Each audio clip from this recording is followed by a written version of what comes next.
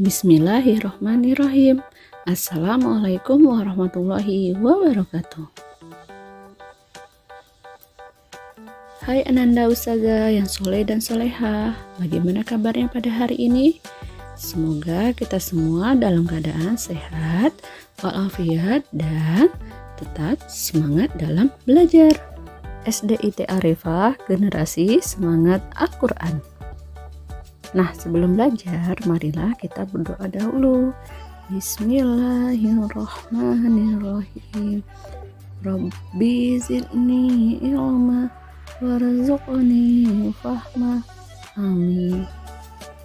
Hari ini kita belajar tematik. Tema 7, subtema 3, perkembangan teknologi komunikasi. Pembelajaran 1 dan 2. Adapun tujuan pembelajaran kita pada hari ini yaitu menuliskan kalimat utama dari paragraf, menuliskan kata ucapan terima kasih, menghitung keliling bangun datar, mengetahui rambu-rambu di kolam renang, mengetahui alat komunikasi tradisional dan modern, dan mengetahui sifat-sifat dari teman. Pembelajaran 1. Perkembangan teknologi komunikasi. Manusia adalah makhluk sosial, artinya setiap orang memerlukan orang lain. Satu orang berhubungan dengan orang lain, manusia melakukan komunikasi saat bersama-sama.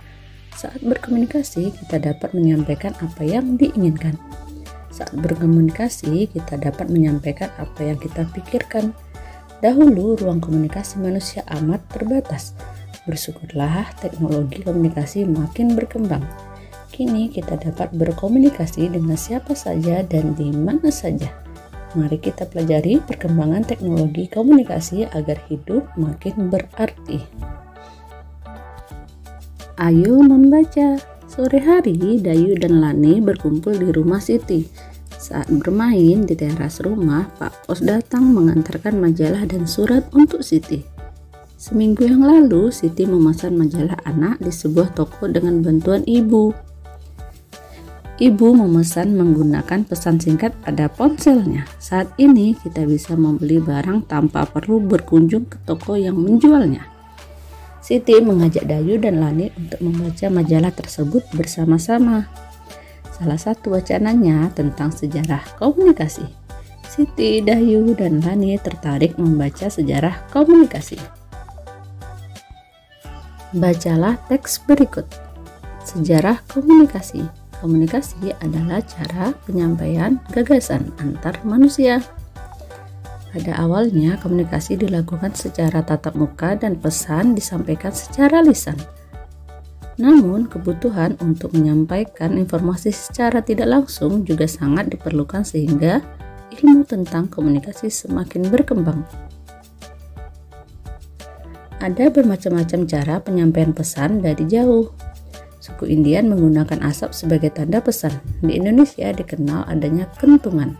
Kentungan digunakan untuk penyampaian tanda bahaya bagi warga. Selain kentungan, gong dapat menjadi pilihan sebagai penyampaian pesan. Salah satu penyampaian pesan secara tertulis adalah melalui surat. Sebelum adanya kertas, surat ditulis di atas daun lontar. Pada saat mesin cetak telah diciptakan, alat komunikasi berkembang melalui surat kabar atau koran. Setelah surat kabar, media komunikasi seperti radio dan televisi mulai berkembang. Saat ini ada jaringan internet, manusia dapat bertukar informasi melalui surat elektronik.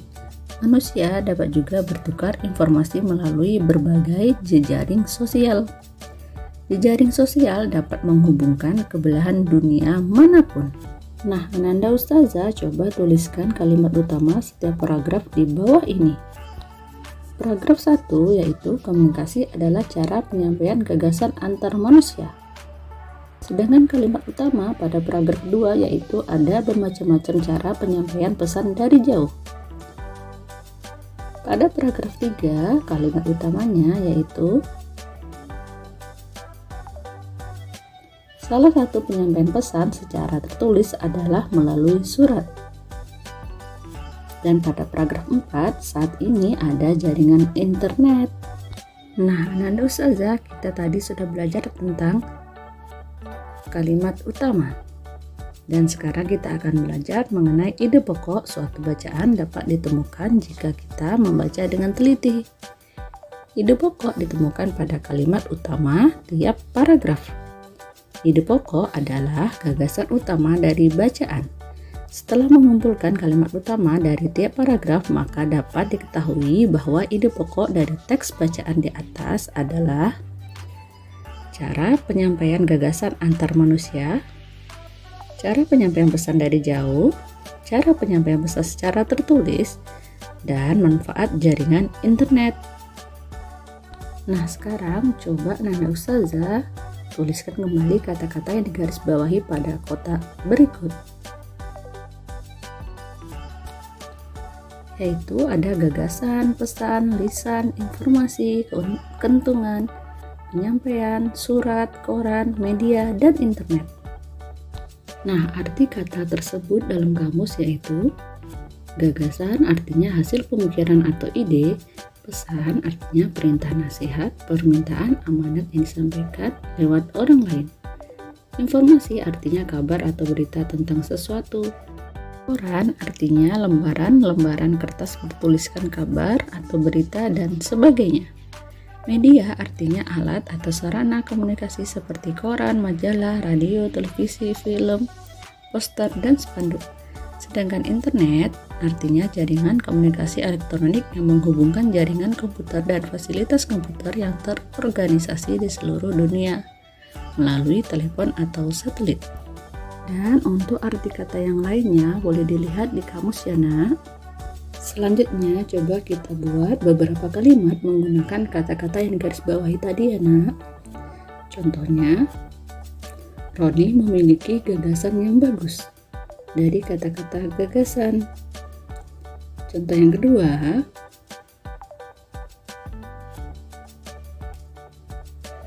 Ibu mengirimkan pesan lewat SMS. Selanjutnya, coba amati hiasan pada kartu pos berikut. Siti mendapat kiriman kartu ucapan terima kasih dari toko majalah yang pernah Siti pesan. Kartu tersebut cantik sekali. Kartu itu disebut kartu pos. Unsur garis, bidang, dan warna pada kartu pos menarik untuk dilihat.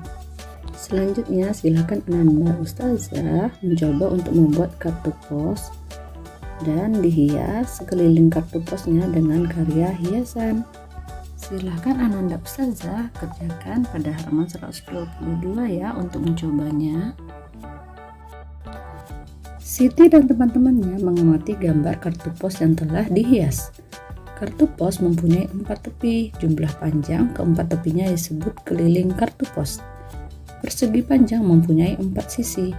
Jumlah panjang keempat sisinya disebut keliling persegi panjang. Setiap bangun datar memiliki keliling. Kita dapat menemukan keliling dari setiap bangun datar dengan mudah. Keliling bangun datar adalah jumlah panjang sisi. Nah, selanjutnya ayo berlatih. Amati berbagai bangun datar yang ada di kelasmu. Temukan kelilingnya bersama temanmu. Amati gambar-gambar di bawah ini. Tebalkan sisi-sisi yang membentuk keliling dari bangun tersebut. Contohnya persegi panjang dan kelilingnya yang diwarnai warna hijau. Dan contoh bentuk keliling dari bangun datar berikut yaitu yang ditebalkan sisinya dengan warna merah ya nak. Pembelajaran 2. Bacalah teks berikut. Hari ini cuaca sangat panas. Udin, Beni, dan Edo ingin bermain di kolam renang. Kolam renang tempat mereka bermain cukup aman. Di sekitar kolam terdapat beberapa orang petugas sedang mengawasi anak-anak bermain air. Setiap petugas kolam renang mengalungkan peluit di leher masing-masing. Peluit merupakan salah satu alat komunikasi. Peluit digunakan untuk mengawali atau menghentikan suatu kegiatan. Dengan menggunakan peluit, kita tidak perlu bersuara keras untuk memberi peringatan. Di kolam renang, petugas kolam menggunakan peluit untuk memberi peringatan bahaya. Pemberian peringatan menggunakan peluit merupakan salah satu upaya untuk menjaga keselamatan di kolam renang. Selanjutnya, ayo mencoba. Sebagian besar bumi terdiri atas air, oleh karena itu kita harus bersahabat dengan air. Air dapat menjadi kawan maupun lawan. Kita perlu memperhatikan keselamatan diri saat berada di dalam air. Saat berada di kolam renang, kita harus memahami berbagai tanda bahaya. Tanda bahaya menyampaikan pesan agar kita berhati-hati. Berikut tanda-tanda aturan di kolam renang yang perlu kita ketahui ya nak. Seperti ada tanda kedalaman air, dilarang mendorong, dilarang terjun di kolam dangkal, dilarang berenang sendiri, dilarang berjalan di tepi kolam renang. Ayo membaca. Setelah berenang, Udin, Beni, dan Edo beristirahat. Udin beristirahat sambil membaca buku yang dibawanya. Buku tersebut bercerita tentang alat komunikasi tradisional dan modern. Alat komunikasi tradisional dan modern. Manusia berkomunikasi dengan berbagai cara. Perkembangan teknologi komunikasi telah menghasilkan berbagai jenis alat komunikasi. Ada yang telah digunakan sejak lama maupun yang baru dikenal masyarakat. Daun lontar, prasasti, dan gong merupakan alat komunikasi tradisional pada masa lalu. Selain itu ada pula lonceng yang berfungsi sama dengan gong. Pada masa berikutnya muncul telegraf dan pesawat telepon. Dengan adanya teknologi, telepon berkembang menjadi telepon genggam atau biasa disebut ponsel. Ponsel merupakan alat komunikasi modern yang terus mengalami pembaruan. Nah, selanjutnya coba kelompokkan alat komunikasi yang terdapat pada teks bacaan di atas dalam tabel berikut. Alat komunikasi tradisionalnya ada daun lontar, prasasti, gong, dan lonceng. Sedangkan alat komunikasi modern ada telegraf, pesawat telepon, dan ponsel atau telepon genggam. Selanjutnya coba Nana Ustazah kita bermain tebak kata dengan melengkapi kalimat berikut. Kalimat yang pertama, alat komunikasi titik-titik digunakan pada masa lalu. Ya benar, jawabannya yaitu tradisional. Kalimat kedua yaitu kentungan termasuk ke dalam alat komunikasi tradisional.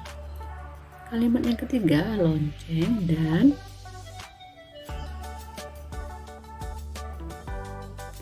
gong memiliki fungsi yang sama. Kalimat yang keempat telepon kini berkembang menjadi ponsel. Dan kalimat yang kelima yaitu ponsel merupakan salah satu alat komunikasi modern. Selanjutnya ayo mengamati. Udin membaca buku tentang komunikasi. Selesai membaca, Udin menceritakan isi buku kepada Edo dan Beni. Setelah bercerita, mereka berdiskusi tentang isi buku.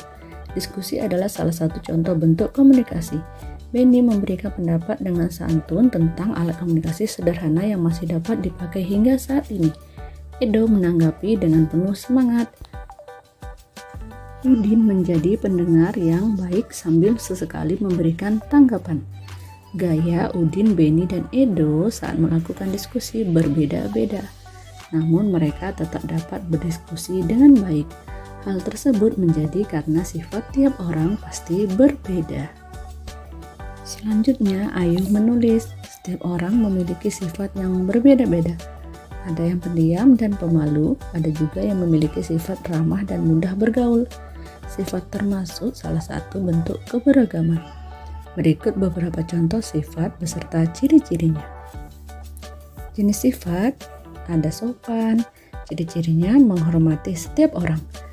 Jenis sifatnya sombong. Dan ciri-cirinya yaitu selalu merasa lebih baik dari yang lain. Jenis sifatnya yaitu keras kepala. Ciri-cirinya tidak mau mendengarkan pendapat orang lain. Sedangkan jenis sifat rendah hati, ciri-cirinya selalu menghargai orang lain. Dan ada juga jenis sifat humoris. Ciri-cirinya senang membuat suasana riang dan penuh tawa kepada orang lain. Selain sifat-sifat di atas, masih banyak lagi sifat lainnya. Cari tahu bersama temanmu. Apakah perbedaan sifat pada individu dapat berpengaruh terhadap kegiatan komunikasi? Coba amati pada 5 orang temanmu. Contohnya yaitu namanya Nafil. Sifatnya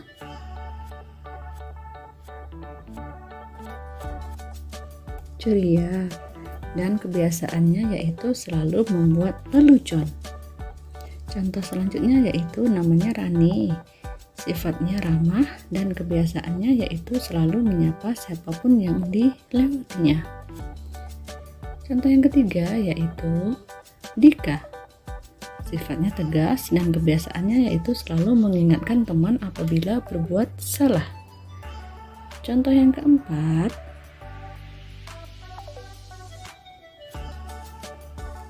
yaitu ada Ainun dengan sifatnya yaitu pemalu dan kebiasaannya adalah kadang suka menyendiri. Dan contoh yang kelima yaitu Retno, sifatnya pemarah dan kebiasaannya yaitu apabila tersinggung dia akan cepat marah. Dan selanjutnya coba diskusikan tentang perbedaan sifat dan kebiasaan temanmu. Apakah saat berkomunikasi terjadi masalah? Kadangkala saat berkomunikasi terjadi pertengkaran. Dengan memahami aneka sifat dan kebiasaan teman, kita telah menjaga persatuan yang sesuai dengan sila ketiga Pancasila ya nak, yaitu Persatuan Indonesia. Dan sampai di sini dulu pembelajaran matematik kita pada hari ini. Tetap semangat, rajin belajar, dan tetap jaga kesehatan ya nak. Semoga dengan kita pada hari ini dapat bermanfaat.